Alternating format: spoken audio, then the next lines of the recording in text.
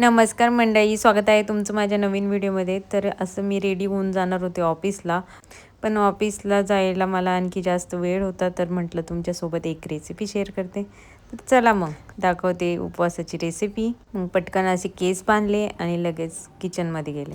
तर आज मी तुमच्यासोबत शेअर करणार होते उपवासाची भाकरी आणि ठेचा. तर भाकरीसाठी मी आधीच पीठ दळून आणलं होतं, तर त्याचीच मी भाकरी बनवत होते. भाकरी अगदी सोपी आहे. आपण जशी बाजरीची आणि ज्वारीची भाकरी बनतो तशीच बनवायची. तर पटकन असं पीठ मळून घेतलं आणि लगेच भाकरी थापायला सुरुवात केली.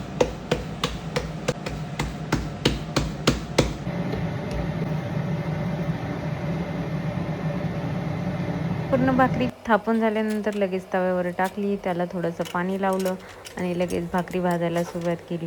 भाकरी अशी गॅसवर पूर्णपणे भाजल्यानंतर एकदम कडक छान होते. तर पीठ मळताना मी तुम्हाला सांगायचं विसरले की मी त्यात थोडंसं मीठ पण टाकलं होतं चवीला, म्हणजे भाकरी आणखी छान लागते. नंतर त्याच तव्यावर थोडंसं तेल टाकलं आणि नंतर थोडेसे शेंगदाणे टाकले. शेंगदाणे छान परतल्यानंतर लगेच त्यात थोडीशी मिरची टाकून दिली. आणि हो, मिरची टाकल्यानंतर थोडंसं लक्ष द्यायचं, म्हणजे मिरची अंगावर येणार नाही याची थोडीशी काळजी पण घ्यायची.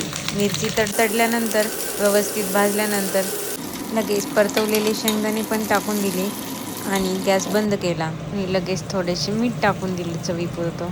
नंतर ते सर्व मिश्रण तुम्ही मिक्सरला पण वाटू शकता, पण इथे मी तांब्याच्या साहाय्याने मी त्याला रगडवलं आहे, कारण ठेचा हा रगडल्यावरच छान लागतो. तर अशा पद्धतीने पूर्ण बारीक होईपर्यंत त्याला रगडून घ्यायचं. तर मंडळी, तुम्हाला कसा वाटला हा व्हिडिओ? तर तुम्हाला आवडला असेल तर नक्की लाईक करा आणि शेअर करा. तर आपल्या चॅनलला सबस्क्राईब पण करा. तर भेटूया नेक्स्ट व्हिडिओमध्ये. तोपर्यंत बाय बाय.